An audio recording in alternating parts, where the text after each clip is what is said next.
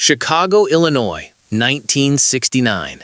The catalog lands on a kitchen table with a heavy thud, its thick spine cracking open to reveal glossy pages filled with refrigerators, winter coats, power tools, and children's toys. The ink smells fresh. The paper feels sturdy. In millions of American homes, this book is more than a catalog. It is a promise that anything you need can arrive by rail or truck from a warehouse in Chicago bearing the proud name of Montgomery Ward. At its peak in the late 1960s, Montgomery Ward operates more than 1,100 stores across the United States and generates over $2 billion in annual sales. The company employs roughly 80,000 people. Its headquarters complex on Chicago's west side spans millions of square feet, including a 26-acre campus and a distribution center so vast it feels like a city within a city. Think about that for a second. $2 billion in 1969, not per decade, per year. From Maine to California, Ward's is an American institution. Farmers order plows and boots through the mail. Suburban families finance appliances through store credit. Entire wardrobes, living rooms, and Christmas mornings move through its supply chain. For nearly a century, it stands shoulder to shoulder with its fiercest rival, Sears, Roebuck and Co, in a retail duopoly that defines American consumer culture. Then, something goes catastrophically wrong. By 1997, the once bustling Chicago headquarters sits hollowed out, its offices dark, its loading docks silent. The final liquidation signs hang in store windows across the country. 80 years of dominance reduced to clearance racks and auction bids. It takes 125 years of history to reach the brink and just 56 days of bankruptcy proceedings in 2000 to erase the remaining retail empire. Machines stop, phones go dead, workers carry boxes to their cars. This is the story of how Montgomery Ward rises from a one-man mail-order gamble in Chicago, dominates American retail for generations, and destroys itself through strategic miscalculation, stagnation, and catastrophic financial decisions that culminate in one of the most infamous collapses in retail history. Chicago, Illinois, 1872. Aaron Montgomery Ward is 29 years old and already fed up. He travels rural roads as a traveling salesman, watching farmers pay outrageous prices to local general stores that operate as monopolies in isolated towns. He sees it every day. Limited choices, inflated markups, inferior goods. He is sick of it. He doesn't have money. He doesn't have connections. What he has is a simple idea. Cut out the middleman. Sell directly to rural customers through a single-sheet mail-order catalog. Let farmers order goods at fair, fixed prices and ship them by rail. Most established merchants laugh at him. They dismiss him as naive. Aaron Montgomery Ward doesn't care. In 1872, he invests $1,600 of his savings and forms Montgomery Ward and Co. in Chicago. The first catalog is just one page, no illustrations, no color, just a list of products and prices, printed in plain type. He stores inventory in a rented room above a livery stable. When orders come in, he packs them by hand. When they do not, he waits. The early years are brutal. The Great Chicago Fire of 1871 has already devastated the city, and skepticism about mail-order schemes runs high. Local store owners burn his catalogs in public to discourage customers. Some call him a fraud, but the orders keep coming. Railroads expand. Rural mail improves. Farmers trust him. By the 1880s, the catalog grows from a single sheet to hundreds of pages. Illustrations appear. Product lines expand from farm tools and dry goods to clothing, furniture, watches, and musical instruments.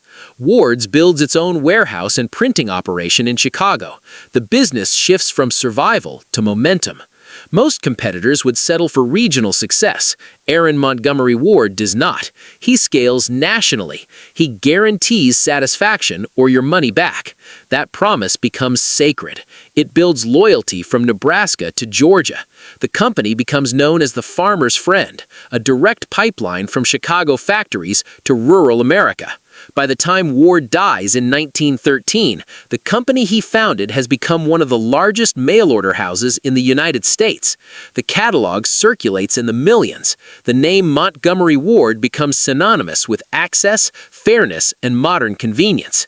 The first defining product is not a single item.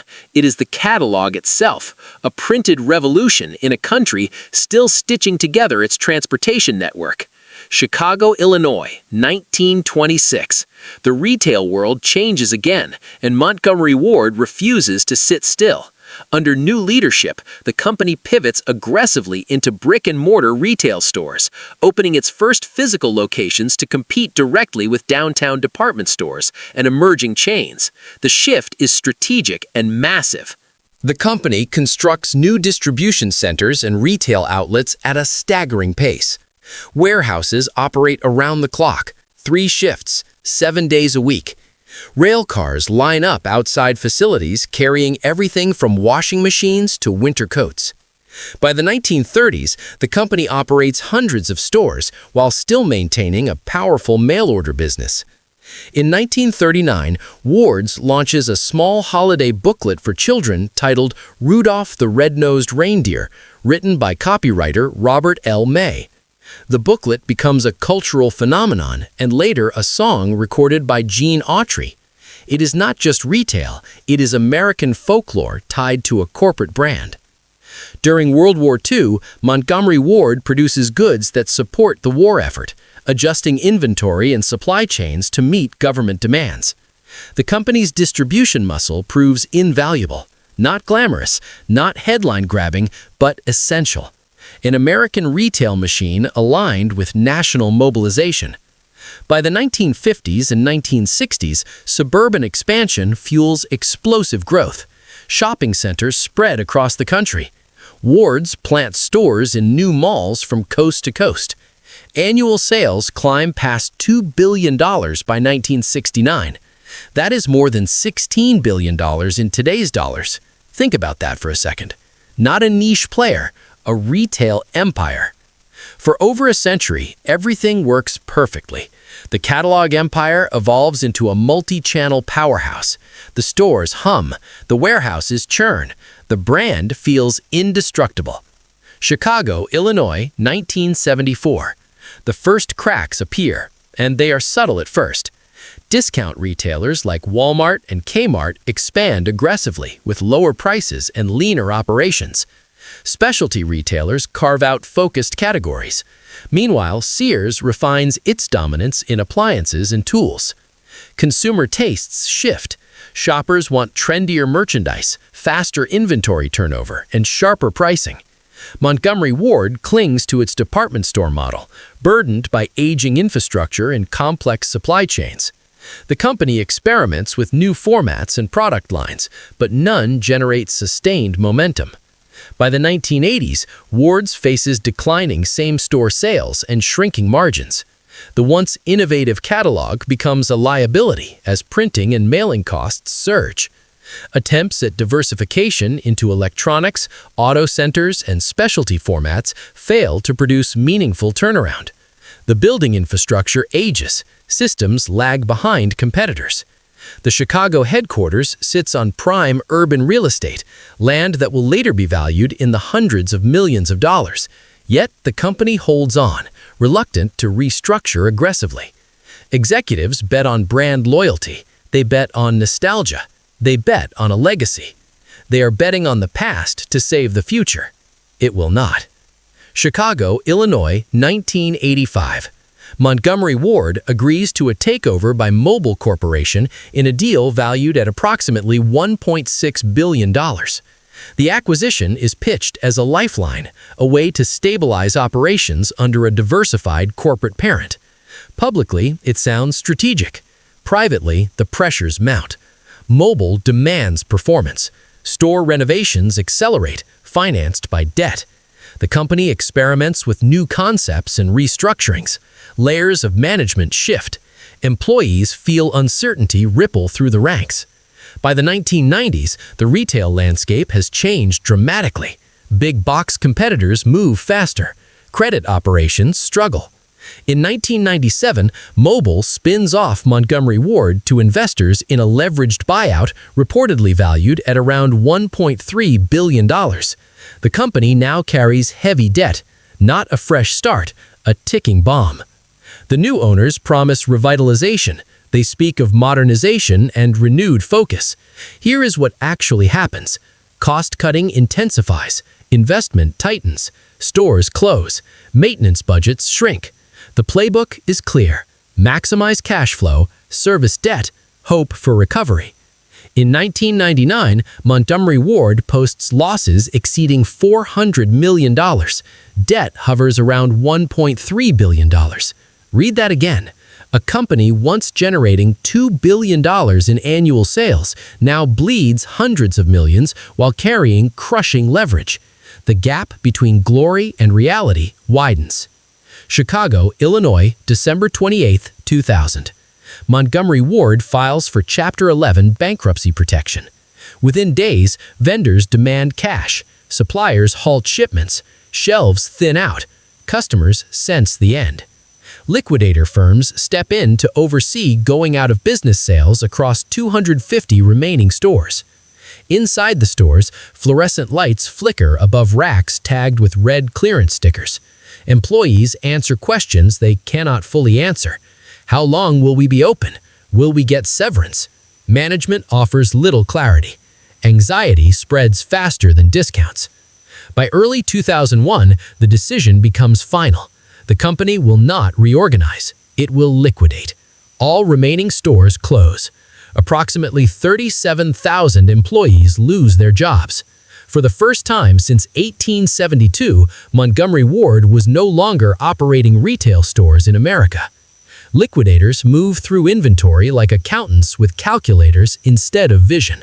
Fixtures sell, mannequins sell, even office furniture sells. In Chicago, the once bustling headquarters empties out. Bidders walk through the space like vultures picking at a carcass, evaluating square footage instead of history. Workers receive termination notices.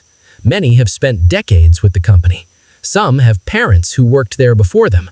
No triumphant farewell, no heroic last stand, just paperwork and locked doors. In the aftermath, the Montgomery Ward brand doesn't vanish entirely. The name is later acquired by new owners and revived as an online retailer. But the physical empire is gone. The flagship buildings are redeveloped. The warehouses are repurposed or demolished. The Chicago campus that once symbolized retail power becomes a memory. If you drive past the former headquarters site today, you see modern development where trucks once queued for loading docks. Few signs remain of the empire that once moved goods coast to coast. It took a century to build, and a handful of catastrophic decisions to dismantle. So how does an unbeatable giant fall this hard? The answer is not complicated. Let's break it down. Lesson 1. Legacy is not a strategy. Montgomery Ward believes its history will protect it. A 125-year brand, a catalog in nearly every American farmhouse. But consumers reward relevance, not nostalgia. While competitors refine logistics and pricing, Ward's leans on its name, not innovation. Memory. Lesson 2. Debt can strangle even giants. The leveraged buyout loads the company with obligations it cannot sustain. Interest payments consume flexibility. Every downturn hits harder, not a safety net, a weight pulling it underwater. Competitors invest in technology and supply chains, while Ward's services loans. Lesson 3. Cost-cutting cannot replace vision. As margins tighten, management trims expenses, closes stores, and reduces investment. Cutting maintenance and innovation saves money in the short term, but erodes long-term competitiveness. Not efficiency, erosion. Customers notice outdated stores and migrate elsewhere. Timing matters more than pride. The retail industry transforms rapidly in the 1980s and 1990s. Discount chains scale nationally. Specialty retailers sharpen focus. E-commerce looms on the horizon. Montgomery Ward moves too slowly. One delayed restructuring compounds into another. A series of miscalculations accelerates collapse. Chicago, Illinois, 2001. The final clearance banner comes down. The last employee turns off the lights. From Aaron Montgomery Ward's single-page catalog in 1872 to more than 1,100 stores at its peak. From 80,000 employees to zero. From $2 billion in annual sales to liquidation. The market does not care about your legacy. It does not care how long you have been around or how beloved your catalog once was. It rewards adaptation. It punishes complacency. Adapt or die. Innovate or disappear. Protect your core or watch financiers strip it for parts. Welcome to Montgomery Ward, where America once ordered its dreams from a catalog, sustained for 125 years, and destroyed in 56 days. Chicago, Illinois, 2004. The dust has settled, but the silence still feels heavy. The liquidation signs are gone. The cash registers are gone. The employees who once opened doors at 9 a.m. sharp are scattered across other retailers, warehouses, call centers, or early retirement. What remains is a case study in American corporate decline that business schools quietly dissect and retail veterans remember with a mix of anger and disbelief. For decades, Montgomery Ward is not just a store, it is a financial ecosystem. The company operates its own credit arm, extending store cards to millions of Americans who cannot easily access traditional bank financing. Appliances, furniture, electronics, all purchased on installment plans that create recurring revenue. That credit machine once fueled growth. Later, it becomes another vulnerability. When default rates rise in the 1990s and consumer debt tightens, the strain intensifies. Revenue weakens. Debt obligations remain fixed. The numbers stop working. Not a temporary dip, structural pressure, the kind that exposes every operational weakness at once. Inside corporate offices during the final years, executives shuffle strategies at a frantic pace. Rebranding efforts, new store layouts, revised merchandise mixes, promotional blitzes promising revival. But customers no longer see Ward's as cutting edge. They see a store their parents used to shop at. In retail, perception is reality. Meanwhile, competitors accelerate. Walmart perfects logistics and price leadership. Target sharpens design and branding. Specialty chains dominate focused categories like electronics and apparel. Every dollar a customer spends elsewhere is a dollar not flowing through Montgomery Ward's registers. The erosion is slow, then sudden. By the time bankruptcy papers are filed on December 28, 2000, vendor relationships are already fraying. Suppliers demand tighter payment terms. Some require cash on delivery. Shelves thin out, not because customers are buying everything, but because merchandise is not arriving.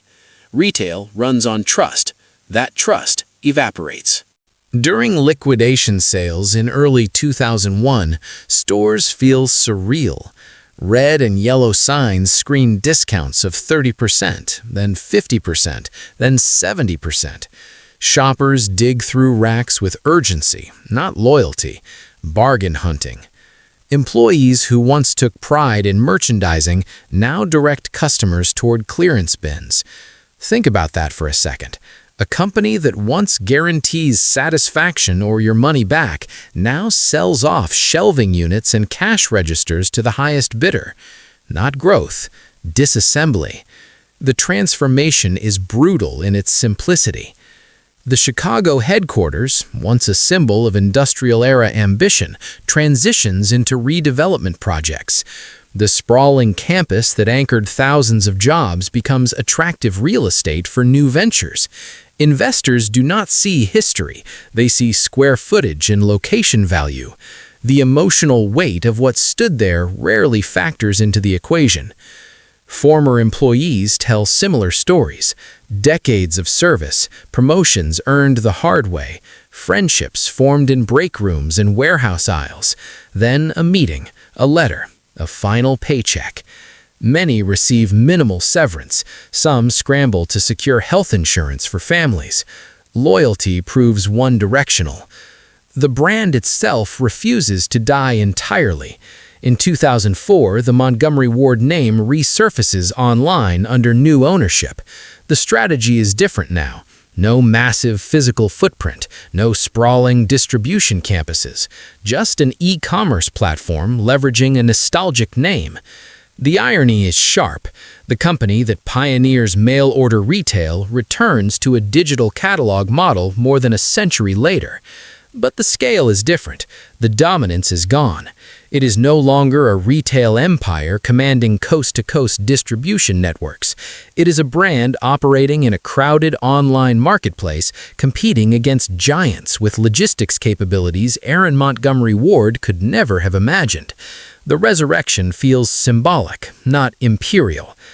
To understand the full magnitude of the collapse, you have to measure it against its peak. More than 1,100 stores, approximately 80,000 employees, over $2 billion in annual revenue by 1969. Those numbers once defined American retail muscle. They appear in annual reports and newspaper headlines as proof of institutional strength. Read that again. 80,000 employees. That is the population of a small city, all dependent on one retail organization's ability to anticipate consumer demand and manage debt responsibly. When that structure fails, it does not fail quietly. It ripples outward into communities. Entire shopping malls lose anchor tenants overnight. Smaller inline stores that rely on foot traffic from Montgomery Ward suffer declines. Commercial landlords scramble to fill massive empty spaces. In some towns, the closure of a Ward store feels like the closing of a civic landmark. There is also the psychological impact. For generations, Montgomery Ward markets itself as dependable, trustworthy, American. The catalog promises fairness. The stores promise value. When bankruptcy hits, customers experience something close to betrayal. An institution they assume permanent disappears. Let's be clear, the downfall is not caused by a single villain twirling a mustache in a boardroom. It is a combination of complacency, heavy leverage, and failure to adapt quickly to structural industry shifts.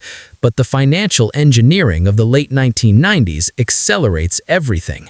Debt magnifies every weakness. In leveraged buyouts, optimism fuels projections. Cash flow models assume stabilization and recovery. When those projections miss, the consequences compound rapidly. Interest payments do not wait. Vendors do not wait. Competitors do not slow down out of courtesy. By early 2001, the timeline compresses. Court hearings, liquidation plans, store closing announcements. It takes just weeks to dismantle what once required generations to build. From 1872 to 1901, 129 years of operation reduced to final clearance sales and asset auctions. The physical dismantling is methodical. Fixtures are tagged and cataloged. Trucks haul away shelving, display cases, office equipment. Corporate archives are boxed. Some historical documents find homes in libraries and historical societies. Others disappear into private collections or storage. For Chicago, the loss carries symbolic weight. The city once prided itself on being the headquarters of two mail-order titans, Montgomery Ward and Sears. These companies defined Chicago as a distribution powerhouse during the industrial age. By the early 21st century, both face severe decline. The era shifts. Retail itself transforms into something unrecognizable compared to Ward's founding vision. Big box chains dominate suburban landscapes. E-commerce platforms redefine convenience. Two-day shipping becomes standard. Algorithms replace printed catalogs.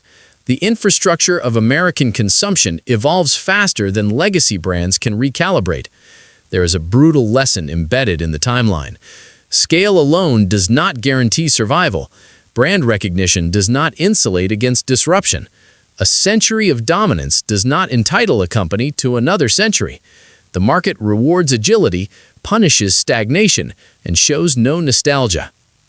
Imagine Aaron Montgomery Ward standing in that first rented room above a Chicago livery stable in 1872, packing boxes by hand. He builds a system to eliminate middlemen and deliver value directly to customers. The irony is painful. More than a century later, layers of bureaucracy and debt obscure that original simplicity. Not innovation, complexity. Not customer obsession, financial pressure. The founding DNA of the company shifts over time, diluted by expansion, acquisitions, and strategic drift. By the 1990s, the organization that once disrupts rural retail becomes the disrupted. Even at the end, some executives cling to optimism. Turnaround consultants propose revised merchandising strategies. Analysts speculate about partnerships, but the math is unforgiving. With more than $1.3 billion in debt and sustained losses in the hundreds of millions, liquidity evaporates quickly. When liquidation becomes inevitable, it happens with chilling efficiency. Stores close in waves, distribution centers wind down, corporate staff shrink. The process feels clinical. Court documents list assets and liabilities in cold columns. What those documents cannot capture is the emotional toll. Communities that grow around Ward's facilities must pivot. Workers retrain. Some find jobs at competitors. Others exit retail entirely. For younger employees, the collapse becomes an early lesson in corporate fragility. For older workers, it feels like the end of a career narrative they expect to finish with dignity. Today, the Montgomery Ward name exists primarily as a digital storefront. It sells apparel, home goods, and seasonal items online. The brand leverages nostalgia in its marketing language, but it operates in a radically different ecosystem from the industrial giant that once anchored Chicago's West Side. From a distance, the rise and fall read like a cautionary epic. A founder spots inefficiency in rural America and builds a direct-to-consumer empire. Success compounds over decades. Innovation gives way to complacency. Debt magnifies missteps. Collapse arrives faster than anyone expects. Think about that timeline one more time. Founded in 1872, dominant by the early 20th century, more than $2 billion in annual sales by 1969, bankruptcy filed in December 2000, final liquidation completed in 2001. 129 years to build, barely a year to dismantle. In the end, Montgomery Ward does not disappear because Americans stop buying goods. It disappears because it fails to evolve as effectively as its competitors and burdens itself with financial structures it cannot sustain. The lesson echoes beyond retail. Empires rise on clarity of purpose. They fall when that clarity blurs. Montgomery Ward begins with a simple promise: to cut out the middleman and deliver fair prices to rural customers. It ends tangled in debt, complexity, and delayed decisions. The empty stores, the repurposed headquarters, the scattered workforce, these are not just artifacts of one company's failure, they are reminders that in American business, dominance is temporary. No empire is permanent, not in retail, not anywhere. And somewhere in a forgotten attic, an old Montgomery Ward catalog still sits on a dusty shelf. Thick pages, bold type, a snapshot of an era when Chicago sends the American dream through the mail. A dream built over 129 years and undone in the blink of a balance sheet.